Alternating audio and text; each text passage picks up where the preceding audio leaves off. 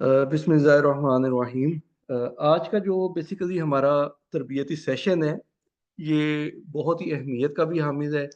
और इसमें हम मज़ीद जो अगली हमारी तरतीब है उसके ऊपर भी बात करेंगे, क्योंकि हर मेंबर जो कि कनेक्टेड है, वो ये देखना और सुनना चाहता है कि आगे क्या होगा, आगे हमें कौन सा प्लान दिया जाएगा, हमारे ज़िम्मे कौन सी ड्यूटीज आनी आनी चाहिए या आने वाली हैं, जिसके मुताबिक हम अपने इस मिशन को, इस प्रोग्राम को आगे लेकर बढ़ सकें।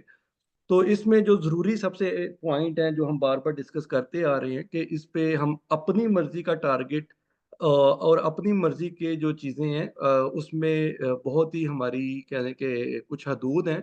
जिनको हमने कुरान की रोशनी में समझा है, और कुरान की रोशनी में ही हमने इन चीज़ों को आगे लेकर चलना है। तो इसीलिए इसके जितने भी अमली तकाज़े हैं, शऊरी तकाज़े हैं, फ़िक्री तकाज़े हैं, वो सब हमें कुरान की रूह से ही सामने आते हैं, आते जाएँगे, नज़र आएँगे। और हमारा जो काम है वो यही है कि जो चीज़ें हम समझ रहे हैं कुरान की रोशनी में, उनको बाकी मेंबरान तक भी पहुँचाया जाए, ताकि हम बाहमी मुशावरत के साथ इन चीज़ों को आगे लेकर बढ़ते चलें। ये नहीं हो सकता कि ये किसी फ़र्द वाहिद का फ़ैसला हो और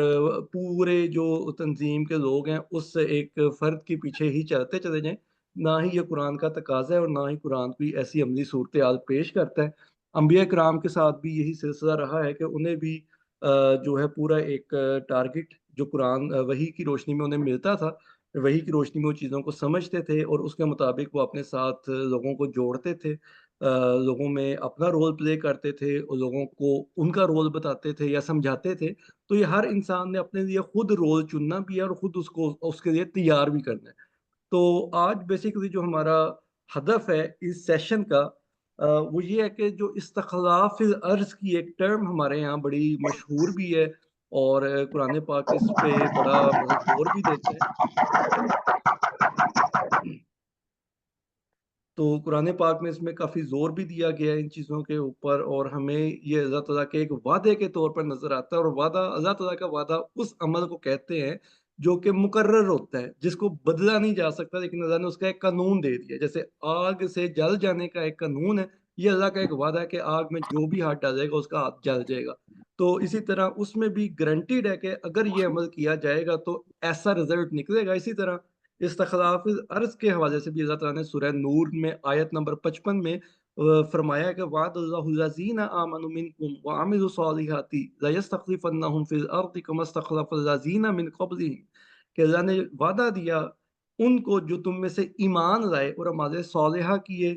कि ज़रूर उन्हें ज़मीन में खिलाफत या इस्तिखलाफ दिया जाएगा जैसे इनसे पहलों को दिया गया। तो ये एक अल्लाह का ऐसा वादा है, और हम चूँकि वही के मानने वाले, तो हमें पता है, हमारा ईमान है इस चीज़ के ऊपर कि अल्लाह का जो वादा है वो हमेशा पूरा होकर रहता है। लेकिन उसके साथ जो शराइत हैं, जो कंडीशंस हैं, वो अल्लाह ताला जब बयान करता है तो उसका मकसद ये है कि उन कंडीशंस को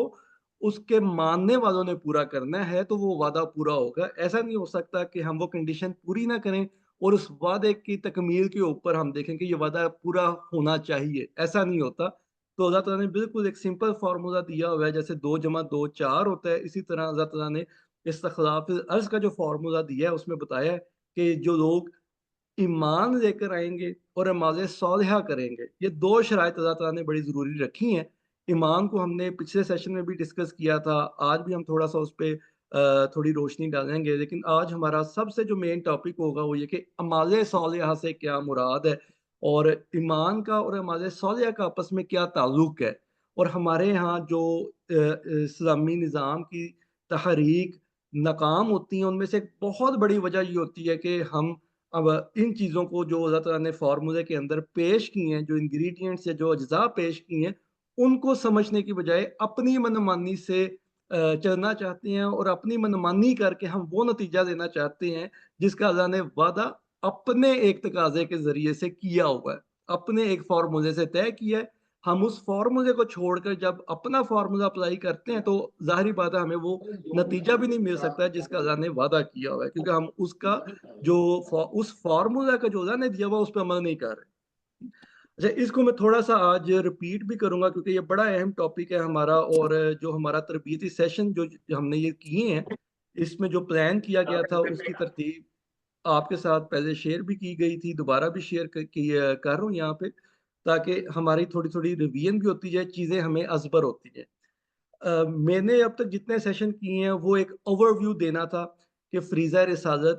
کی ابتدا کیسے ہوتی ہے، انبیاء کرام جب اس مشن کو لے کر چلتے ہیں، وہی پہ ایمان لے کر آتے ہیں، تو اس کے بعد وہ کیسے ان چیزوں کو آگے آگے لے کر بڑھتے چلے جاتے ہیں، ٹھیک ہے؟ تو وہی کا ملنا جو ہے اسے ہم کتاب کا ملنا کہتے ہیں یا سمجھتے ہیں، اور اس کتاب کے اندر اللہ تعالیٰ نے جو احکامات دیے ہیں، انبیاء کرام اس احکامات کی جو تعلیم کرتے ہیں، ان کی حکمت بیان کرتے ہیں، یعنی ان کے جو ماضی میں یا ان کے جو موجودہ دور میں یا مستقبل میں آنے والے جو چیزیں ہیں، ان قوانین کے حوالے سے ان کو کھول کھول کر بیان کرتے ہیں، اور جو لوگ انبیاء کے ساتھ جڑتے ہیں ان کا وہ تزکیہ فرماتے ہیں۔ تزکیہ فرمانے سے مراد ہے کہ وہ ان کو ان تعلیمات کے سانچے میں ڈھالتے جاتے ہیں، خود تو وہ ڈھلے ہوتے ہیں اور لوگوں کو ان سانچے میں ڈھالتے جاتے ہیں۔ تو اس میں ایک جو بہت بڑی چیز ہے وہ نذیر اور بشیر ہے، کہ انبیاء کرام کی صفات میں یہ بھی ایک بہت بڑی صفت ہے کہ وہ نذیر اور بشیر ہوتے ہیں، ابلاغ کرتے ہیں۔ پھر فریضہ رسالت کی جو انتہا ہے وہ استخلاف الارض ہے، ٹھیک ہے؟ تو یہ ایک بتدریج چلنے والا عمل ہے، جس کا جو اختتام یا جس کی جو انتہا ہے وہ استخلاف الارض پہ ہوتی ہے، جس کے اللہ تعالیٰ نے دو بنیادی تقاضے کیے ہیں کہ ایمان والے ہوں اور اعمال صالحہ کرنے والے ہوں۔ تو یہ اوور ویو دینے کا مقصد یہ تھا کہ ہمیں پتہ چل جائے کہ ہم نے کن مراحل کو طے کرنا ہے، کیسے اس پیغام کو، اس مشن کو ہم نے اپنی زندگیوں میں اڈاپٹ کرنا ہے، کیسے آگے لے کر چلنا ہے، اور بھی اس میں بہت ساری چیزیں آئیں گی، ٹھیک ہے؟ تو جیسے میں اس کو تھوڑا سا سمرائز بھی کرنے کی کوشش کی ہے تاکہ ہمارے لیے چیزیں اور آسان ہوتی جائیں، کہ کتاب کے ملنے سے مراد یہ ہے کہ اصول و قوانین ہمیں ملتے ہیں، جس کو نبی اپنے طور پر تو سمجھ چکا ہوتا ہے، ان قوانین کی حقیقت کیا ہے، ان قوانین کے فائدے کیا ہیں، ان قوانین کے نتائج کیا ہے۔ نبی اپنے طور پر اللہ تعالیٰ اس کو یہ چیزیں عطا بھی فرماتا ہے اور سمجھا بھی دیتا ہے، وہ یعنی کہ دکھا دیتا ہے اللہ تعالیٰ اپنی آیات کو انبیاء کرام کو کہ یہ کیا نتائج پروڈیوس کریں گے، کیا نتیجے یہ پیدا کریں گے۔ اب انبیاء کرام جو چیز کرتے ہیں اسے ہم نظارت اور بشارت کہتے ہیں، کہ وہ غلط نظام کی جو تباہی ہے، بربادی ہے، اس سے دنیا کے لوگوں کو آگاہ کرنا شروع کرتے ہیں۔ ظاہری بات ہے ان کے جو پہلے مخاطبین ہوتے ہیں وہ اپنے ارد گرد کے لوگ ہوتے ہیں، لیکن وہ ان کو اللہ کے عذاب سے نہیں ڈراتے، وہ اس نظام کی غلط کاریوں سے ڈراتے ہیں کہ اگر آپ یہ نہیں کریں گے تو وہ غلطیاں، وہ تباہیاں جو ہوں گی وہ ہی اللہ کا عذاب ہے، کیونکہ ہم اللہ کے قوانین کے اگینسٹ چلنا چاہتے ہیں یا چل رہے ہوتے ہیں وقت میں، جس دور میں نبی آتے ہیں اس دور میں میجورٹی جو اللہ کے قوانین کے مخالف چل رہی ہوتی ہے۔ تو نبی اس کتاب یا اس وحی کا علم ملنے کے بعد لوگوں کو یہ بتاتے ہیں کہ غلط نظام کیا نتائج پیدا کرتا ہے، یہ جو دنیا میں بربادی ہے، افلاس ہے، غربت ہے، مفلسی ہے، یہ سب اللہ کی پیدا کردہ نہیں ہے، یہ سب انسانوں کی قسمت میں لکھی ہوئی چیزیں نہیں ہیں، بلکہ یہ نظاموں کی پیدا کی ہوئی تباہ کاریاں ہیں، اور غلط نظام کا ہمیشہ غلط نتیجہ ہی آئے گا۔ اور دوسری طرف وہ بشارت دیتے ہیں، یعنی لوگوں کو اس مایوسی سے نکالتے بھی ہیں کہ آگے کیا ہوگا، اب کیسے ہم اس دنیا کے اندر بہتری لے کر آ سکتے ہیں۔ تو اس کا ایک ہی اس کا ذریعہ ہے، اور وہ یہ ہے کہ غلط نظام کو درست نظام کے ساتھ بدل دیا جائے، کیونکہ غلط نظام کی جو نتائج ہیں ان کو ہم کسی طور پر نہیں بدل سکتے سوائے اس کے کہ جب ہم غلط نظام کے اندر غلط نظام کو درست نظام سے نہ بدل دیں۔ تو یہ وہ بشارت ہوتی ہے جو انبیاء کرام اپنے مخاطبین کو بتاتے ہیں، سناتے ہیں، ان کو نظاموں کی حقیقت بتاتے ہیں، ان کو مروجہ نظاموں سے آگاہی دیتے ہیں کہ یہ نظام کس طرح سے ظلم کر رہا ہے، کس طرح سے ظلم پہ مبنی ہے، کس طرح سے لوگوں کے حقوق چھینے جا رہے ہیں، کس طرح سے لوگوں کو جبر کا شکار کیا جا رہا ہے۔ تو یہ وہ چیز ہے جس سے انبیاء کرام لوگوں کو ڈراتے ہیں، بتاتے ہیں، غلط راستوں کی نشاندہی کرتے ہیں، اور پھر صحیح راستوں سے آگاہی دیتے ہیں، اور اس کا طریقہ کار بھی بتاتے ہیں کہ اب کیا کرنا ہوگا اور کیسے کرنا ہوگا۔ تو اس کے لیے جو اگلا جو امر ہوتا ہے، اگلا جو ان کا ٹاسک ہوتا ہے، وہ ہوتا ہے یعلمہم الکتاب والحکمہ ویزکیہم، کہ وہ کتاب کا جو علم خود حاصل کرتے ہیں، خود انہیں ملا ہوتا ہے اللہ تعالیٰ کی وحی کے ذریعے، تو وہ اس کتاب کے علم کو، اس کی حکمتوں کو لوگوں کے سامنے کھول کھول کر بیان کرتے ہیں، لوگوں کو اس کے مطابق کردار سازی کے اوپر فوکس کرواتے ہیں، جو یزکیہم ہے کہ لوگوں کا تزکیہ فرماتے ہیں۔ اور تزکیہ کا مطلب جو ہے وہ یہ ہے کہ لوگوں کو وہ ان ہدایات کے مطابق ڈھال دیتے ہیں، ان ہدایات کے سانچے میں ڈھال دیتے ہیں، تاکہ جس بشارت کا لوگوں نے सुना है, वो अपनी ज़ात के अंदर उसको देख भी सकें, अपने घर वालों या अपने करीबी हलकों में वो नताइज पैदा भी करने शुरू कर दें। क्योंकि जैसे हमने पहले सेशन में भी बात की कि हमारा जो सर्कल है, वो सर्कल हमने डिफाइन करना है कि सबसे पहले हमने सबसे छोटे सर्कल से शुरू करना है, जो इकाई है, वो हमारी अपनी ज़ात है। उसके बाद हमारे घर वाले, हमारे अज़ीज़ो-अक़ारब, और फिर ऐसे-ऐसे मुआशरे में अगला वो सर्कल एक्सपैंड करता जाएगा, उसमें वुसअत आती चली जाएगी। तो ये वो चीज़ है कि जो हमने खुद करनी है, और ये वो चीज़ें जो हम बार-बार तकाज़ा कर रहे हैं कि ये जो प्रोसेस है, युअल्लिमुहुमुल किताब वल हिकमा व युज़क्कीहिम, इसकी मिसाल ऐसी है कि जैसे बीज पैदा होता है, कि बीज के अंदर सारी सलाहियतें मौजूद होती हैं, लेकिन अब अगला प्रोसेस क्या होता है कि उसको ज़मीन के अंदर सही तरीके से लगाना है, सही मौसम में डालना है, और उसकी फिर सही आबियारी करनी है, ताकि वो बीज जो है अपना अमली नतीजा अच्छी फसल या अच्छे पौधे या अच्छे दरख्त की सूरत में दुनिया के सामने पेश कर सके। तो ये सबसे पहला चैलेंज होता है हमारे लिए भी, और हर मोमिन के लिए, हर ईमान वाले के लिए, कि उसने अपने आप को पहले तो वो बीज बनाना है, और बीज बनाने के लिए उसने क्या अपने अंदर सलाहियतें डालनी है कि उसको निज़ामों की साइंस समझ आती हो, उसे पता हो कि दुनिया में जो गलत कारियाँ हैं, जो तबाहकारियाँ हैं, उसकी बुनियाद क्या है, और इसको हमने कैसे दुरुस्त करना है, उसके लिए हमें सही निज़ाम चाहिए। और सही निज़ाम हमें किताब की तालीम से मिलेगा, किताब की तालीम की हिकमत से मिलेगा, और उसके बाद हमने उस बीज को जो हमारे अंदर सलाहियतें देकर हमने उसे पैदा किया, खुद पैदा किया है, अपने फ्री विल से हमने पैदा किया, किसी ने हमें फ़ोर्स नहीं किया कि हम अल्लाह पे और उसके रसूल पे ईमान लेकर आएँ, या वही पे ईमान लेकर आएँ, ये हमने अपने अपने दिली तकाज़ों से और अपने शूरी तकाज़ों से इस चीज़ को इख्तियार किया है। तो ये अब हमारा फ़र्ज़ बनता है कि हम अपने उस बीज को जो हमने अपने अंदर पैदा किया है, उसका अमली नतीजा भी पेश करें। और ये वो चीज़ होगी कि जब अमली नतीजा पेश होगा, तो ये प्रोसेस वो है कि जब हम अबलाग करते हैं, जिसके नबियों को हुक्म है कि अगर आपने अबलाग नहीं किया तो आपने फ़रीज़ा रिसालत अदा नहीं किया। तो यानी वो इनफ़रादी नतीजा जो पैदा करना है, ये सबसे ज़रूरी चीज़ ये है इस मिशन के अंदर। तो हमारा जो अगला टास्क है, जो हम बार-बार सबके साथ शेयर करते हैं, कि हमने किसी के ऊपर फ़ोकस नहीं करना कि बाहर लोगों को क्या समझ आ रही है, हमने किस-किस के साथ बहसें करनी है, या किस-किस के साथ हमने जाके बताना है। सबसे पहला जो काम करने का वो ये है कि जो हमने अपने अंदर बीज बन के एक सलाहियत पैदा की है, ईमान लेकर आने के बाद निज़ामों को समझा है, उनके गलत कार्यों को, उनकी सही उनकी दुरुस्तगी को समझा है।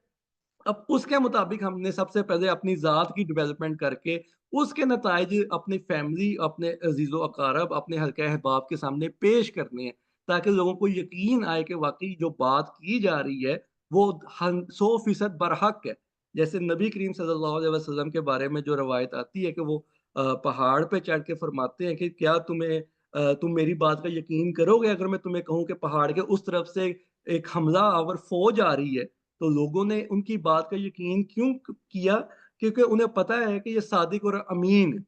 तो ये वो किरदार साज़ी है जो हमने खुद करनी है। इसका हमारे अखलाक से भी ताल्लुक है, इसका हमारे किरदार से भी ताल्लुक है, इसका हमारे अमाल से भी ताल्लुक है। तो ये वो बातें थी जो हम पहले बार-बार करते आ रहे हैं, करते जाएँगे। लेकिन आज का जो हमारा टॉपिक है वो ये है कि फिर उस इनफ़रादी अमल को हमने इज्तिमाई अमल में कन्वर्ट करना है।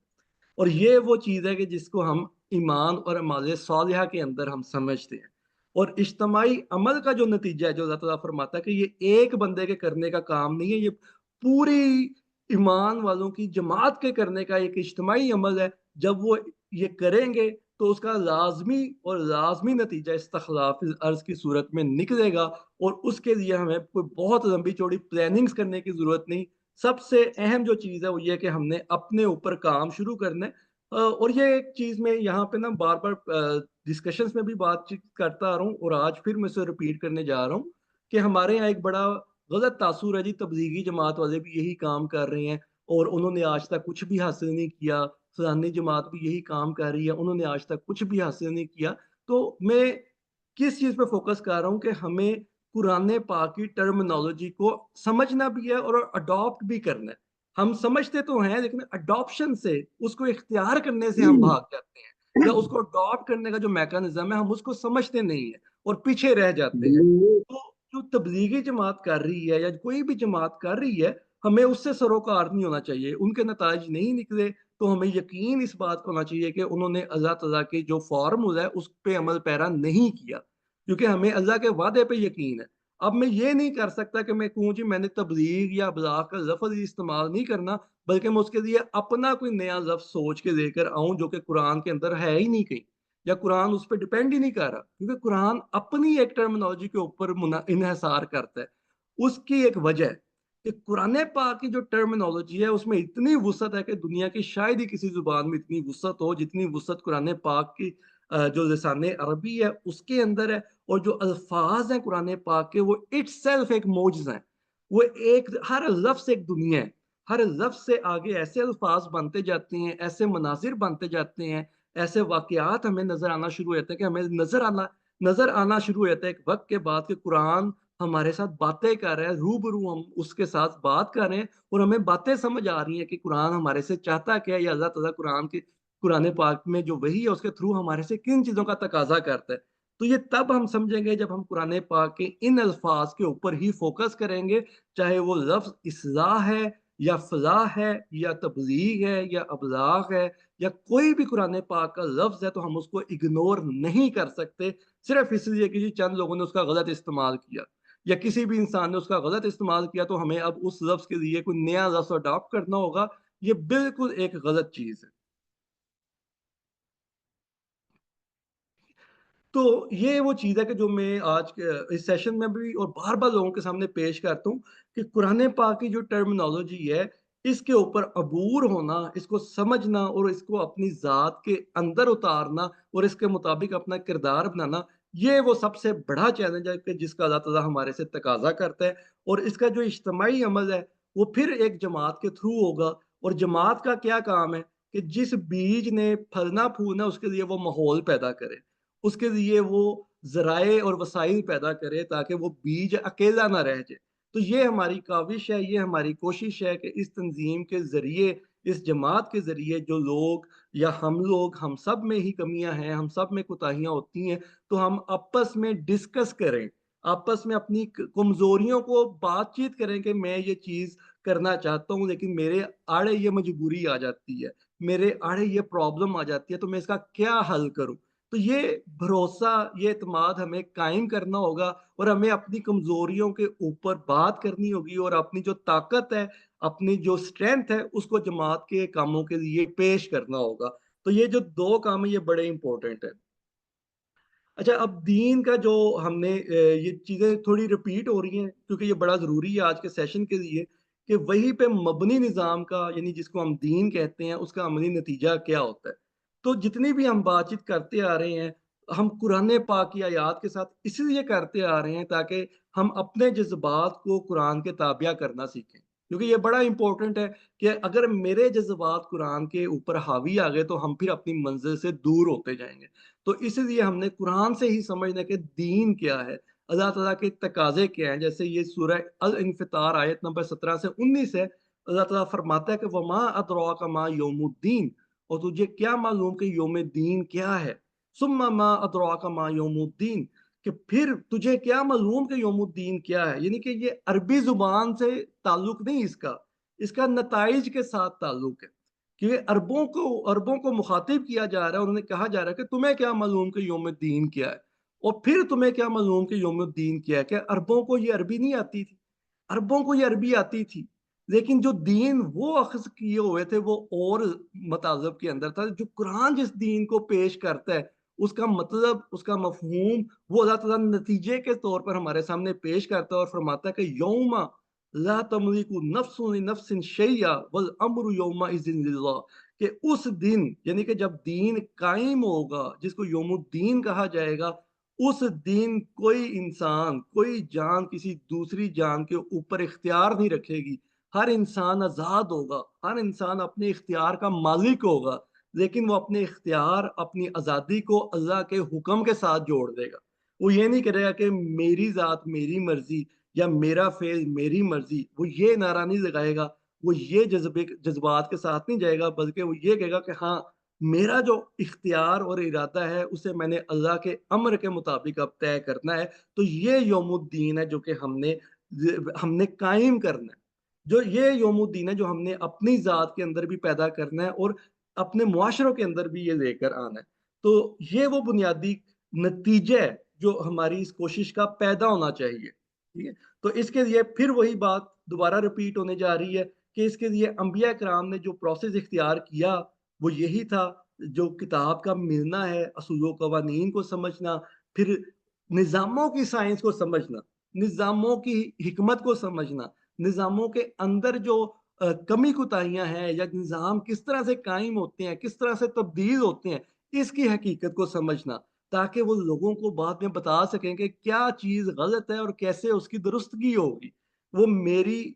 انفرادی کوشش سے نہیں ہوگا بلکہ وہ اجتماعی کوشش سے ہوگا، جس کے لیے ہمیں کتاب کی حکمت کو سمجھنا ہے، اپنے کردار کو بطور تبلیغ پیش کرنا ہے، اپنی پرسنالٹی کو بطور تبلیغ پیش کرنا ہے. اور یہ ایک بندے نے نہیں، یہ پوری جماعت نے یہ کام کرنا ہے. ٹھیک؟ تو اس کے لیے ضروری ہے کہ ہم آج یہ سمجھیں گے کہ نماز صالحہ سے کیا مراد ہے اور مسلم اور مومن کے نماز صالحہ ہوتے کیا ہیں. کیونکہ یہ بھی بڑا ضروری پوائنٹ ہے کہ ہم یہ سمجھیں کہ نماز صالحہ جو ہے وہ کن چیزوں کے اوپر فوکس کرتے ہیں، کن چیزوں کے اوپر تشکیل پاتے ہیں. اس کا تعلق بھی میری جذباتی یا میری عقلی سوچ کے ساتھ نہیں ہو سکتا، بلکہ قرآن ہمیں کن چیزوں کی طرف فوکس کرواتا ہے. تو پہلے کہ میں اس سے پہلے کہ میں آگے بات کروں کہ نماز صالحہ ہوتے کیا ہیں، نماز صالحہ کی اہمیت کو پہلے بھی میں باور کرواتا آ رہا ہوں، کوشش کر رہا ہوں اور دوبارہ یہ بات کرنا چاہتا ہوں کہ نماز صالحہ اگر آپ قرآن پاک میں دیکھیں شروع سے آخر تک، جب بھی ان الذین آمنوا کا آپ دیکھیں گے کہ اس کے ساتھ لازمی طور پر وعملوا الصالحات کا لفظ آپ دیکھیں گے. یعنی ایمان اور نماز صالحہ آپس میں انٹر کنیکٹڈ ہے، ان کا آپس میں ایک دوسرے کے ساتھ باہمی تعلق ہے. اور اگر ہم ایمان یعنی کہ قوانین خداوندی کی صداقت پر یقین رکھتے ہیں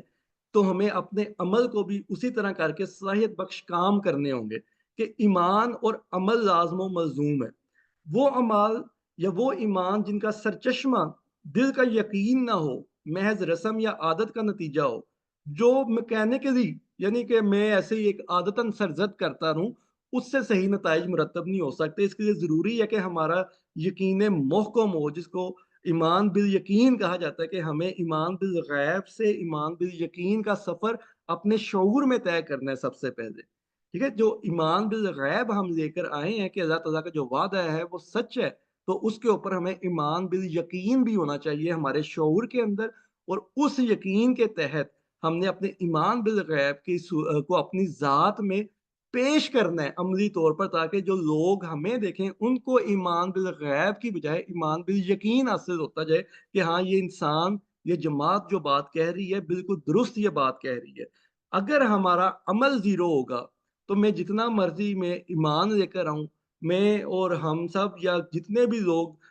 خود کو اللہ کی وحی کے تابع کہتے ہیں، اگر ہمارا عمل زیرو ہے تو ہمارے اس ایمان کا کوئی فائدہ نہیں. یہ بھی اللہ تعالیٰ نے سورہ روم میں قرآن پاک کے اندر من عاملہ صالحہ کے مقابلے میں من کفر لا کر اس حقیقت کو واضح کر دیا ہے کہ اگر اعمال صالحہ نہیں ہوں گے تو ایمان کا بھی کوئی فائدہ نہیں. تو ایمان بھی رکھنے کی ہمیں کوئی ضرورت نہیں. ٹھیک ہے. تو ہمارے ایمان پہ ہونے یا نہ ہونے کا فیصلہ صرف اور صرف ہمارے اعمال کریں گے. وہ میرا دعویٰ نہیں کرے گا، میری سوچ کی پختگی نہیں کرے گی، بلکہ میرے عمل کی پختگی جو ہے وہ آپ کو یا دنیا کے سامنے یہ چیز پیش کرے گی کہ ہاں یہ فرد جو یہ بات کر رہا ہے وہ صاحب ایمان ہے یا نہیں ہے، اس نے اپنے ایمان کو عمل کی صورت میں پیش کیا ہے یا نہیں کیا. اس کے لیے بے شمار آیات ہیں، میں نے چند آیات یہاں پہ کوٹ کی ہیں تاکہ آپ سب دوست، آپ سب احباب ان آیات کو بار بار پڑھیں اور دیکھیں کہ کیسے اللہ تعالیٰ نے جہاں پہ آمنو کا لفظ ہے کہ والذین آمنوا وعملوا الصالحات، ان کے ساتھ پھر اللہ تعالیٰ وعدہ فرماتا جاتا ہے. یہ سورہ نساء کی آیت نمبر 122 ہے، پھر 124 ہے، پھر سورہ مائدہ کی آیت نمبر 2 سے 10 ہے، جس میں فرمایا کہ وعد اللہ الذین آمنوا وعملوا الصالحات لہم مغفرۃ و اجر عظیم، کہ جو ایمان لے کر آتے ہیں ان کے ساتھ اللہ کا وعدہ ہے. یعنی کہ یہاں بھی اللہ وعدہ پیش کر رہا ہے، لیکن اعمال صالحہ کے ساتھ جوڑ کے کہ جو ایمان لے کر آئیں اور अमाल सालिहा करेंगे तो उनके लिए मग़फ़िरत और अजर अज़ीम है। वल्लज़ीना कफ़रू व कज़्ज़बू बिआयातिना उलाइका अस्हाबुल जहीम। तो एक तो वो जिन्होंने कुफ़्र किया, कुफ़्र की 2 सूरतें हमारे सामने आ गई। एक तो वो जो ईमान ही नहीं लेकर आए, जिन्होंने ईमान ही नहीं लाए इस चीज़ के ऊपर कि हमने ये अल्लाह की वही को मानना है, उन्होंने तो मानना ही नहीं। एक तो कुफ़्र वो हो गया। दूसरा कुफ़्र वो हो गया कि जो ईमान तो लेकर आए लेकिन उन्होंने अमल नहीं किया, तो ये भी कुफ़्र के ज़ुमरे में आ गया। तो जिन्होंने दोनों में से किसी भी किस्म का कुफ़्र किया, तो उनके लिए अल्लाह ताला कहता है कि वो वही असहाबे जहीम है। तो ये वो तकाज़े हैं, ये वो बातें हैं जो कुरान हमारे सामने खोल-खोल कर बयान कर रहा है कि इन्नल्लज़ीना आमनु वल्लज़ीना हादू वस्साबिऊना वन्नसारा मन आमन बिल्लाहि वल यौमिल आखिरि व अमिला सालिहन फला खौफुन अलैहिम वला हुम यहज़नून। कि बेशक वो लोग जो खुद को मुसलमान भी कहें या जो खुद को ईमान वाले भी कहते हैं, अब उनमें कोई यहूदी है, कोई साबिईन है, कोई नसारा हैं, लेकिन अगर वो अपने ईमान को कुरान या वही के मुताबिक पेश करते हैं और उसके मुताबिक अमल करते हैं, तो वो भी उसी तरह अल्लाह के वादों के हकदार हैं, जिस तरह हम खुद को बतौर मुसलमान समझते हैं। लेकिन शर्त एक है कि अल्लाह ताला कहता है कि उनका ईमान वैसा हो जैसा कुरान का तकाज़ा है, और कुरान का तकाज़ा वो हम बार-बार देख रहे हैं कि उसका तकाज़ा ये है कि अमाल सालिहा करें, और अमाल सालिहा वो अमाल होंगे जो अल्लाह ताला कुरान पाक में पेश करता है, और नबी करीम सल्लल्लाहु अलैहि वसल्लम ने उस पे दुनिया के सामने एक जमात खड़ी की, और उसके मुताबिक वो आगे इस सारे सिलसिले को लेकर चलते आए। ठीक है? तो ये आयात पेश करने का मकसद ये है कि आप सब इन आयात को एक-एक करके देख सकते हैं, देखें, और मज़ीद आयात जो हैं वो कुरान पाक के अंदर बहुत सारी आयात मौजूद हैं। मैंने तो चंद अभी यहाँ पे ली हैं, और इनमें से एक सूरह हज की आयत नंबर 50 है, वो भी मैं पेश कर रहा हूँ कि फल्लज़ीना आमनू व अमिलुस्सॉलिहाति लहुम मग़फ़िरतुन व रिज़्क़ुन करीम। कि पिछली आयत में अल्लाह कहता है कि अमाल सालिहा और ईमान के साथ वादा है, मग़फ़िरत का और अजर अज़ीम का। और इस आयत में अल्लाह ताला फरमाता है कि ईमान और अमाल सालिहा जो लेकर आएँगे, उनके लिए जो खुशखबरी या उनके लिए जो नतीजा है, वो मग़फ़िरत की सूरत में और रिज़्क़ करीम की सूरत में है। इज़्ज़त वाली रोज़ी, इज़्ज़त वाले रिज़्क़ की सूरत में है। तो ये अब हमने खुद का मुहासबा करना है कि हम कहाँ खड़े हैं। क्या हमें अल्लाह की हिफ़ाज़त मिली हुई है, जिसको हम मग़फ़िरत कहते हैं? क्या हमें रिज़्क़ करीम मिल रहा है, जिसको हम इज़्ज़त वाला रिज़्क़ कहते हैं? तो ये ईमान और माज़ सालिहा के साथ जुड़ी हुई चीज़ें जो हैं, मैं आपके सामने सिर्फ़ वो पेश करता आ रहा हूँ, कुरान पाक की आयात की रोशनी में, ताकि हम अपना मुहासबा करें और लोगों को अभी छोड़ दें, अपने दीगर अफ़राद के ऊपर फ़ोकस ना करें, खुद अपने ऊपर फ़ोकस करें कि जिन चीज़ों का कुरान तकाज़ा कर रहा है, जिन चीज़ों के कुरान में अहकामात हैं, फ़ॉर्मूले हैं, क्या वो फ़ॉर्मूला मैंने खुद अपनी ज़ात के ऊपर अभी तक लागू किया है कि नहीं किया? क्या मैं वो नताइज मैंने देखे हैं या नहीं देखे? क्योंकि मोमिन की जो सबसे बड़ी सबसे मुश्किल मरहला मोमिन की ज़िंदगी का, वो ईमान बिल गैब को ईमान बिल यकीन के तौर पर अपने शऊर और अपने अमल में उतारना। ठीक है? तो ये चीज़ें मैं बार-बार रिपीट इसलिए कर रहा हूँ कि हमारे ज़हन में ये चीज़ें आती हैं। अच्छा, अब अगला जो हमारा पॉइंट है, वो सारी बातों के साथ जुड़ा हुआ है कि अब हम आते हैं कि आखिर अमाल सालिहा से मुराद क्या है? इसका मतलब क्या होता है? अच्छा, अमाल सालिहा के जो मानी है, इसमें 3 तकाज़े हमें नज़र आएँगे। ठीक है? 3 तकाज़े क्या हैं कि नंबर 1, कि वो इंसान जो ईमान लेकर आता है, सबसे पहले तो वो अपने अंदर, जैसे मैंने बीज बनने की सलाहियत कहा था कि वो बीज बने, अपने अंदर जो छुपी हुई सलाहियतें हैं, उसको बेदार करे। उसको पहचाने कि मैं दुनिया में क्या कर सकता हूँ। मुझे अल्लाह ताला ने जो दुनिया में पैदा किया है, अपने इस काम के साथ जोड़ा है, मैं ईमान लेकर आया हूँ अल्लाह की वही के ऊपर, तो अब मैं क्या कर सकता हूँ और मुझे किस हद तक खुद को आगे लेके जाना होगा। मैंने अपना जो तज़किया है, वो किस हद तक करना है, ठीक है? ये फैसला हमने खुद करना है। इसके लिए मैं या क्यूडब्ल्यूएस किसी को भी फ़ोर्स नहीं कर सकते। मैं बतौर क्यूडब्ल्यूएस सेक्रेटरी और हमारी जो तंज़ीम है, हमारे जो ओहदेदारान हैं, हमारे जो मेंबरान हैं, हम बतौर तंज़ीम ये ज़िम्मेदारी ज़रूर उठाते हैं कि उसके जो तकाज़े होंगे कि किसी इंसान के आगे जो रुकावटें हैं, हम उसको दूर करने का सामान पैदा करें। मिल के सामान पैदा करेंगे, तो वो रुकावट का दूर करना हमारे लिए आसान होगा। अगर हम मिल के काम नहीं करेंगे, तो इनफ़रादी तौर पर जैसे अभी तक हम ज़िंदगियाँ गुज़ार चुके हैं, तो ये ज़िंदगी ऐसे ही गुज़रती जाएगी और हम अपनी रुकावटें दूर करने की पोज़ीशन में शायद ना आएँ, या शायद ऐसे स्टेज पर आएँ कि जब हमारी फिजिकल कंडीशन या ऐसी ना रहे कि हम उनसे मुस्तफीद हो सके अपनी सलाहियतों से। इस अमल को कुरान पाक में इब्तिला का नाम दिया गया है। इब्तिला का जो सबसे आसान तर्जुमा मैं आपको अगर मफ़हूम है वो मैं आपको बताता हूँ।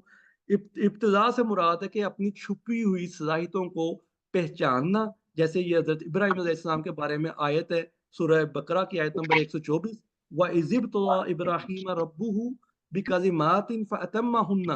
कि जब इब्राहीम को इसके रब ने कुछ बातों में आज़माया तो इसने वो पूरी कर दिखाई। यानी कि अल्लाह ताला ने उनको एक ट्रायल के ऊपर रखा जिस पे इब्राहीम अलैहिस्सलाम खुद देख सके कि उनकी सलाहियतें कितनी ग्रो कर चुकी हुई हैं और उन्होंने साबित किया कि मैं इस मिशन के लिए तैयार हूँ। फिर अल्लाह ताला फरमाता है कि क़ाल इन्नी जाइलुका लिन्नासि इमामा, क़ाल व मिन ज़ुर्रिय्यती, क़ाल ला युनालु अहदी इज़्ज़ालिमीन, कि जब इब्राहीम को इसके रब ने आज़माया, कुछ बातों से आज़माया तो इसने वो पूरी कर दिखाई। फरमाया मैं तुम्हें लोगों का पेशवा बनाने वाला हूँ, इमामुन नास। ठीक है? और फिर इब्राहीम अलैहिस्सलाम फरमाते हैं कि मेरी औलाद से भी ये वादा कर दो। ठीक है? तो अल्लाह ताला कहता है कि मेरा वादा ज़ालिमों के साथ नहीं है। मेरा वादा सिर्फ़ उन लोगों के साथ है कि जो अपनी परवरिश, अपनी ग्रोथ करेंगे, अपने ईमान को अपने अमाल के मुताबिक एडजस्ट करेंगे या उसके मुताबिक अपने आप को आगे लेकर बढ़ेंगे, सिर्फ़ उनके साथ मेरा वादा है। ठीक है? तो इब्तिला का जो एक और आसान मतलब जिससे मैं दोस्तों को समझाता हूँ, वो ये है कि दूध के अंदर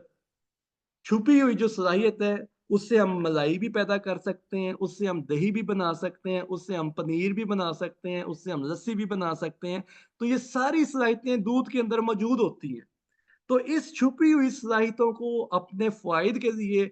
इस्तेमाल करना, पहले तो इनको अंडरस्टैंड करना, इनको समझना कि ये होता कैसे है। जिसको नहीं पता उसके लिए दूध दूध है, लेकिन जिसको पता चल जाता है उसे पता है कि दूध से पनीर भी बनती है, दही भी बनता है, मलाई भी उससे ली जा सकती है, लस्सी भी बनती है, मक्खन भी बनता है उससे। तो वो दूध से इतनी सारी चीज़ों को, यानी हमने अपनी ज़ात की वैल्यू एडिशन करनी है। ठीक है? अब मैं थोड़ा बिज़नेस टर्म के अंदर बात करूँ, तो हमने अपनी ज़ात की वैल्यू एडिशन करनी है, तो इसको कुरान पाक में इब्तिला कहा गया है। कि मेरी ज़ात से मैं कितने फ़ायदे लेके दुनिया में दे सकता हूँ। तो ये वो मेरी सलाहियतों की नशो-नुमा है जिसको इब्तिला कहा गया है। ये कोई अल्लाह ताला सज़ा नहीं देता जिसको हम कहते हैं ना अल्लाह ताला आज़माता है। ये सज़ा नहीं है। ये हमारे लिए एक चैलेंज है, या हमारे लिए एक अल्लाह ताला आईना पेश करता है कि हम उस आईने के अंदर खुद को देखें कि हमें एक रुकावट आई तो हमने उस रुकावट को कैसे अबूर किया? क्या मेरे अंदर वो सलाहियत मौजूद थी कि मैं उस रुकावट को अबूर कर गया हूँ? या मैं उस रुकावट से पीछे हो गया हूँ और अब मेरी ड्यूटी ये है कि मैं अपने आप को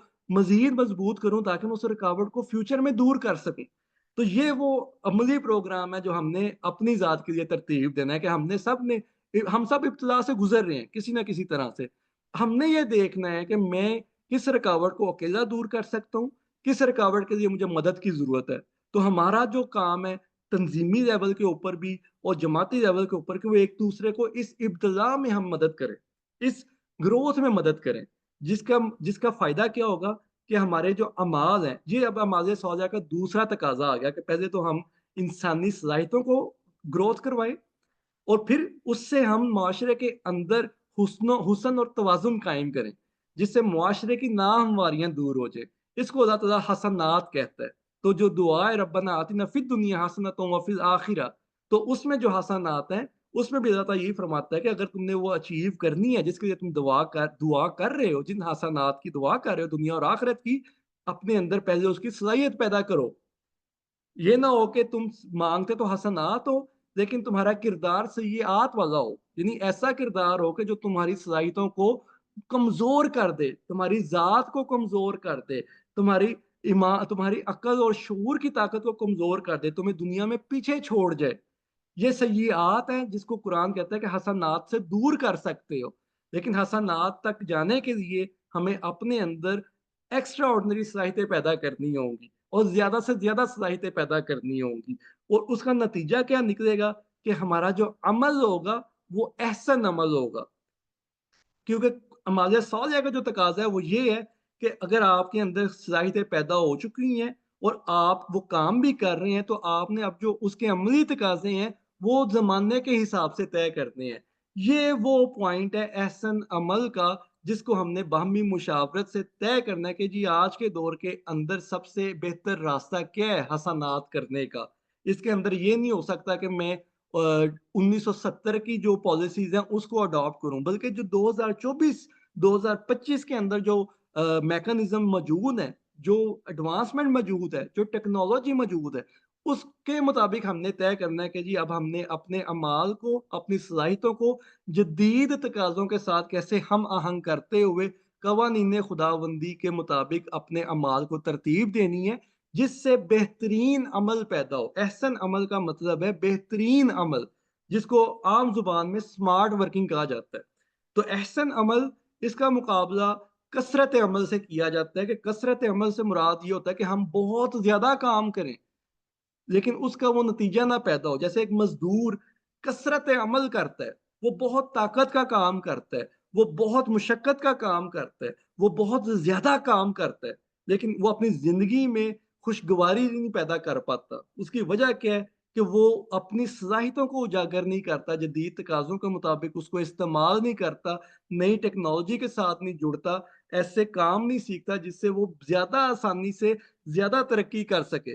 ज़्यादा बेहतर नताइज हासिल कर सके, बल्कि वो अपनी ज़ात को मज़दूरी तक रोक के रखता है और सारी ज़िंदगी अपने लिए मज़दूरी को तय कर देता है और सारी ज़िंदगी कसरत अमल में गुज़ार के इस दुनिया से चला जाता है। और बहुत से लोग हमारे साथ हम खुद भी इस प्रॉब्लम का शिकार होते हैं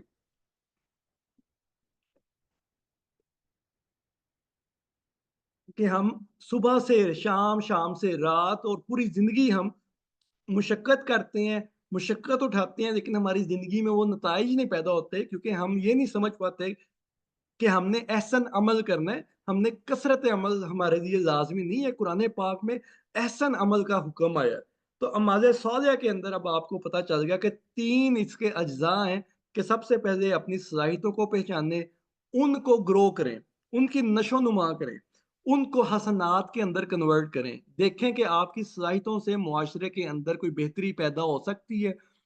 मुआशरे के अंदर कौन सी खराबियाँ हैं जिनको हमने दूर करना है, और मेरी ज़ात में किस खराबी का लिए तोड़ पैदा कर सकता हूँ, क्योंकि मैं बतौर इनफरादी इंसान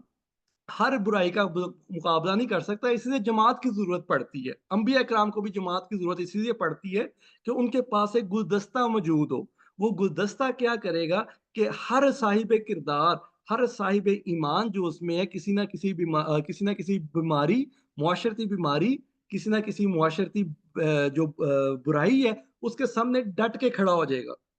तो ये वो चीज़ें हैं कि जो हम अब आपके सामने पेश कर रहे हैं, ताकि हम ये समझें कि हमने अमाल सालिहा किस फ़ील्ड के अंदर करना है, और मैंने और आपने किस फ़ील्ड के अंदर अपने आप को स्ट्रॉन्ग करना है, और हम कैसे इस मुआशरे के अंदर जो मुख्तलिफ तबका फ़िक्र है, जो मुख्तलिफ लेवल्स हैं लोगों की ज़िंदगी के, हमने उनमें कहाँ-कहाँ अपना अमली रोल प्ले करना है। तो कुरान पाक के अंदर एक बड़ी खूबसूरत चीज़ है कि अमाल सालिहा की कोई जामिया फ़हरिस्त मुरत्तब करके नहीं दी गई। इसके अंदर एक हिकमत है।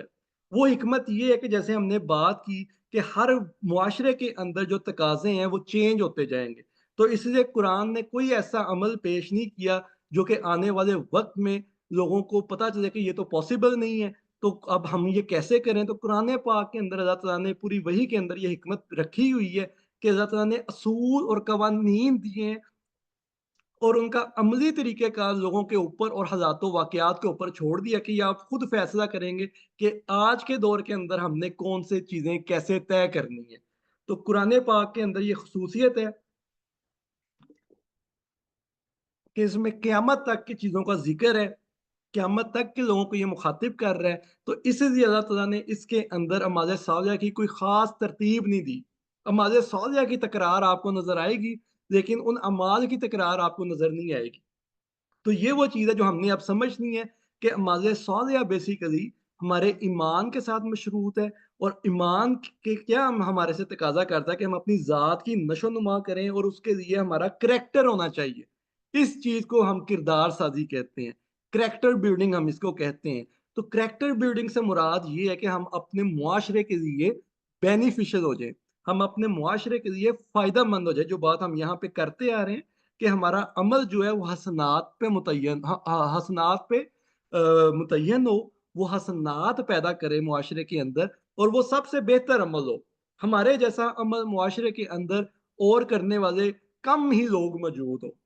ठीक है? क्योंकि हमारा अमल इतना एडवांस होना चाहिए, हमारा अमल इतना अच्छा होना चाहिए कि वो मुआशरे में अभी कोई कर ही नहीं रहा, कोई वहाँ तक पहुँच ही नहीं रहा, इसलिए वो उसका अमल एहसन नहीं है। हमारा अमल इसलिए एहसन है कि वो अभी मुआशरे में हो नहीं रहा या बहुत कम लोग उसको सर अंजाम दे रहे हैं।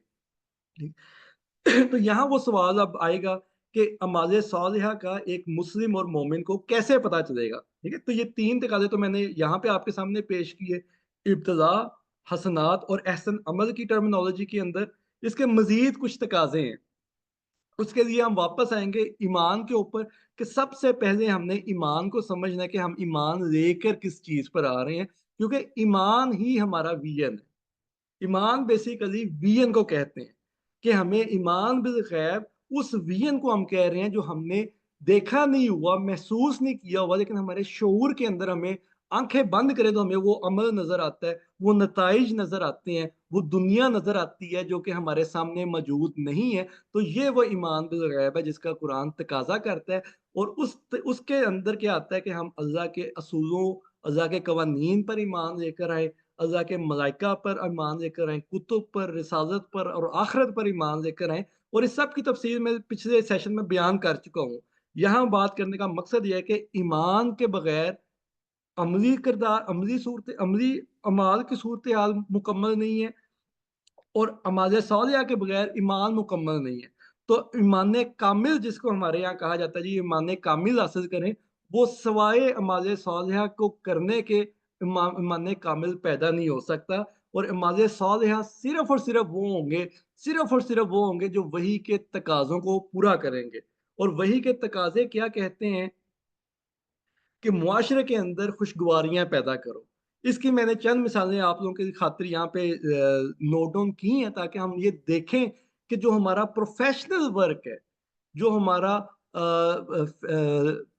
पर्सनल सतह के ऊपर वर्क है, यानी कि जो मैं प्रोफ़ेशनली कर रहा हूँ, जो मैं नॉन प्रोफ़ेशनली भी कर रहा हूँ, जो मैं मुआशरे के फ़र्द की सूरत में भी कर रहा हूँ, उस सब के अंदर हमने लोगों के लिए फ़वाइद पैदा करने हैं, लोगों के लिए खुशगवारियाँ पैदा करनी है। जैसे एक उस्ताद और शागिर्द है, तो अगर आप उस्ताद हैं या अगर आप शागिर्द हैं, तो आपका शऊरी और फ़िक्री जो ताल्लुक है वो अमाल सालिहा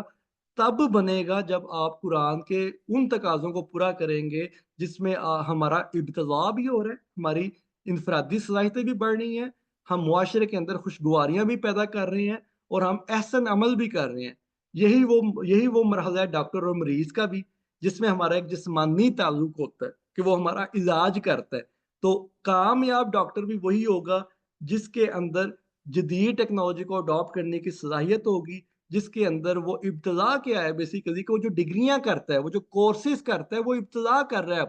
अपनी सलाहियतों को परवान चढ़ा रहा है, ताकि वो लोगों के लिए ज़्यादा अच्छे तरीके से शिफ़ा का सबब पैदा कर सके और एडवांस टेक्नोलॉजी से लोगों के लिए बेहतर से बेहतरीन इलाज की सहूलतें मुयस्सर कर सके। तो ये हमारे सवालिया है, यानी कि हमारा रिसर्च वर्क भी होगा, हमारी एडॉप्शन ऐसी होगी कि हमें दुनिया के निज़ामों को भी समझना है, दुनिया की साइंसी उलूम को भी समझना है, दुनिया के अंदर जो एडवांसमेंट हो रही है उसको भी समझना है। इसी तरह वकील या जज की सूरत में हम साइल और मज़लूम के साथ उनके साथ भी खड़े हों और उनके लिए जो अमाज़ सालिया की मिसाल है वो यही है कि उनकी जो ज़िंदगी के अंदर जो ज़ुल्म हो रहा है उनके ऊपर उसको दूर कर दिया जाए। तो अमाज़ सालिया की कोई एक सूरत नहीं है। ये सूरत हमारे प्रोफ़ेशन के साथ भी बदलती जाएगी और हमारी अमली ज़िंदगी में जिस भी स्टेज के ऊपर हम खड़े हैं, जिस भी दर्जे के ऊपर हम ज़िंदगी गुज़ार रहे हैं, तो चाहे वो ख़ानदानी सतह के ऊपर है, चाहे वो किसी सियासी ताल्लुक के साथ कायम है, तो हर सतह के ऊपर हमारा अमाल सालिया डिफरेंट होगा। लेकिन उसके अंदर जो 3 चीज़ें हैं वो वही होंगी जो मैं बार-बार कह रहा हूँ कि हमारे शऊर की तरक्की होनी चाहिए जिसको हम इब्तिला कहते हैं। शऊर और अमल की तरक्की बेसिकली इब्तिला होगा, फिर हसनात होंगे कि जिसमें हम खुशगवारियाँ पैदा करेंगे और फिर हमारा एडवांसमेंट और टेक्नोलॉजिकल जिद्दत के साथ हम आगे बढ़ेंगे, तो ये फिर हमारे हमारे जो अमल है वो अमाल सालिया कहलाएँगे। अच्छा, अब ये सारे काम तो एक मोमिन भी करता है और एक गैर मोमिन भी करता है जो कुरान पे ईमान नहीं लाता या वही पे ईमान नहीं लाता। तो अब हम कैसे इस चीज़ को डिफरेंशिएट करेंगे कि जी मेरा अमल बतौर वही का फॉलोवर वो अमाल सालिया क्यों कहलाएगा और जो वही का फॉलोवर नहीं है, हालाँकि वो उस्ताद भी होगा, वो डॉक्टर भी होगा, वो वकील भी होगा, वो हुक्मरान भी होगा, उसका अमल क्यों नमाज़ सालिया नहीं है? ऐसी आखिर क्या डिफ़रेंस है? ऐसा आखिर क्या फ़र्क है इस काविश के अंदर कि सेम अमल, ठीक है? सेम अमल हो रहा है। बिल्कुल एक सेम डॉक्टर, दोनों डॉक्टर साथ-साथ बैठ के काम कर रहे हों, लेकिन एक डॉक्टर का अमल अमाज़ सौलिया कहलाए और दूसरे का अमल अमाज़ सौलिया नहीं कहलाए, ये कैसे मुमकिन होता है? कुरान इसके बारे में क्या कहता है? तो ये वो पॉइंट है, जिसकी वजह से हमारे यहाँ लोगों के ज़हनों में बड़ी कन्फ्यूजन भी पैदा होती है। ये जो साइंटिस्ट हैं, ये तो बहुत बड़े उलमा हैं, ये जो मुफक्किर हैं, ये तो बहुत बड़े रिसर्चर हैं, ये बहुत बड़े वली हैं, तो ये कैसे हम डिफरेंशिएट कर सकते हैं कुरान के तकाज़ों के मुताबिक है कि इनकी हैसियत क्या है इनके अमाल की।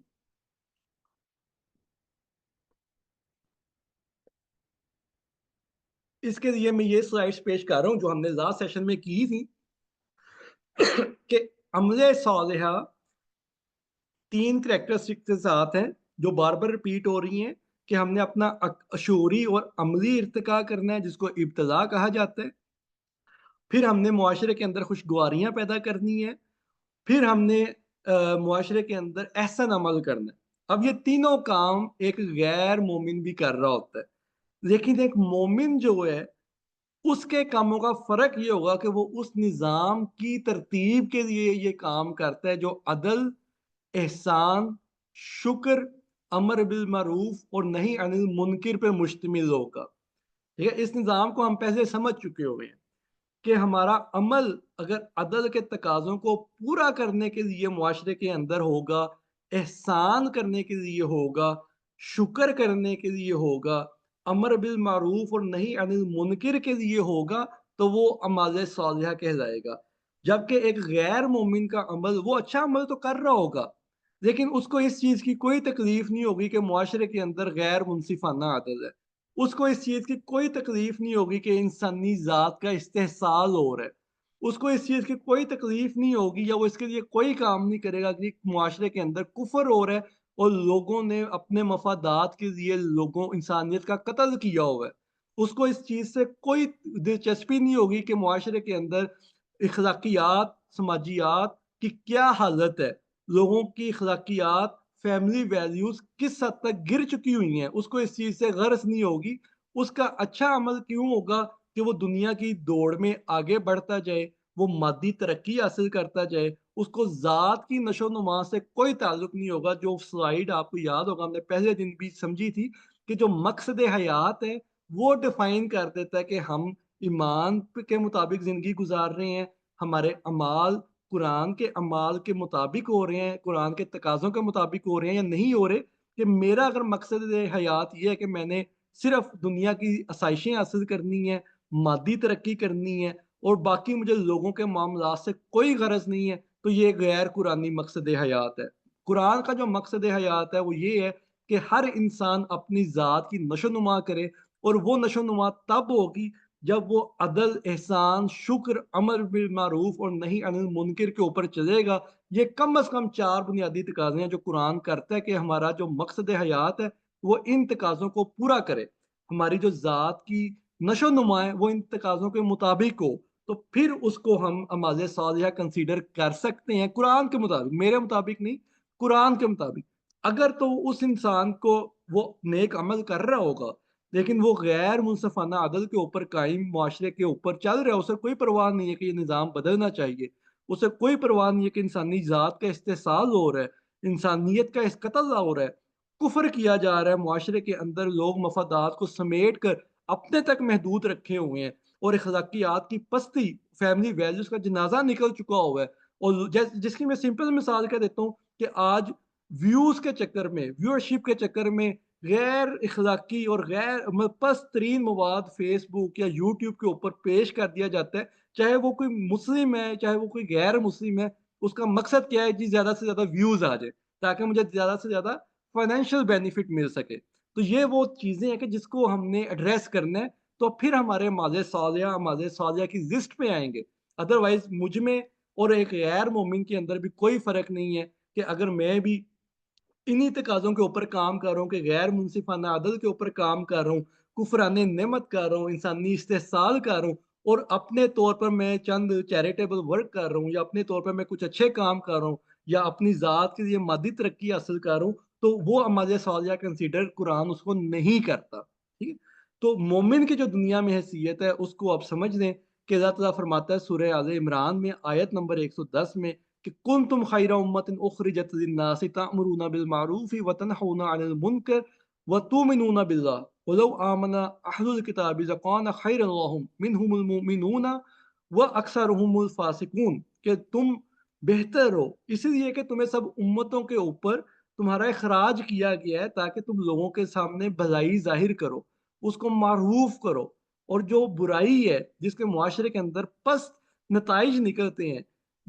غلط نتائج نکلتے ہیں، ان سے روکو۔ اور اگر تم اللہ پہ ایمان رکھتے ہو اور کتاب پر ایمان رکھتے ہو، ٹھیک ہے، تو ان کا بھلا تھا اس میں کہ ان میں کچھ مسلمان ہیں اور کچھ کافر ہیں، کہ اس میں دونوں طرح کے لوگ موجود ہوتے ہیں، جو جو کتاب پر ایمان بھی رکھتے ہیں ان میں بھی دونوں طرح کے لوگ موجود ہوتے ہیں۔ یہ لازمی نہیں ہے کہ ہم کتاب پر ایمان لے ہیں تو ہم مومن بن گئے ہیں۔ مومن بننے کے لیے ہمیں اپنے اعمال سے یہ ثابت کرنا ہوگا کہ ہم نے اپنے ایمان کو عملی طور پر پیش کیا ہے، یا ہم بھی کہیں فاسقون میں تو نہیں چلے گئے۔ تو یہ وہ بنیادی چیلنج ہے جس کو ہم نے عبور کرنا ہے۔ تو ایک لاسٹ سٹیٹمنٹ میں آج کے آپ کو سامنے پیش کر رہا ہوں کہ ایمان ایک وین کا نام ہے، اور مومن ایک ویژنری ہوتا ہے، مومن انقلابی نہیں ہوتا، مومن ایک ویژنری ہوتا ہے، جو کہ ایک ویژن جو کہ اسے ایمان کے صورت میں ملتا ہے اس کے اوپر وہ کام کرتا ہے، اور اس کام کی صورت میں دنیا میں جو تبدیلی پیدا ہوتی ہے اس کو ہمارے یہاں عرف عام میں انقلاب کہا جاتا ہے، لیکن وہ انقلاب نہیں ہے، قرآن اس کو تغیر کہتا ہے، قرآن اس کو معاشروں کا عروج کہتا ہے، قرآن اس کو بھی انقلاب نہیں کہتا۔ تو یہ جو الفاظ ہیں قرآن کے، یہ ہمارے لیے بہت اہمیت کے حامل ہیں، ہمیں ان سے دور نہیں جانا چاہیے، ہمیں ان کی حقیقت کو، ان کی سائنس کو سمجھنا ہوگا اگر ہم نے قرآن کے مطابق اپنی زندگیوں کو گزارنا ہے اور بامقصد بنانا ہے۔ تو قرآن کا جو ترجمہ بھی ہم لوگوں کے سامنے پیش کرنا چاہتے ہیں تو اس کے لیے بڑا ضروری ہے کہ ہم سب سے پہلے خود قرآن کی ٹرمنالوجی کو جس حد تک ہم سمجھ سکتے ہیں اس کو سمجھیں، اس کے بعد اپنے کردار کو اس کے مطابق کریں۔ لوگ خود ہمارے اندر قرآن کو ڈھونڈیں، قرآن انہیں ہمارے اعمال سے نظر آنا چاہیے اور وہ خود قرآن سے جڑتے جائیں گے۔ مجھے یا آپ کو ہمیں کسی نے زبردستی قرآن کے ساتھ نہیں جوڑا، ہمیں ہمارے شوق نے یا ہماری تلاش نے اس مشن کے ساتھ جوڑا، اس نظریے کے ساتھ جوڑا۔ تو وہ نظریہ اور وہ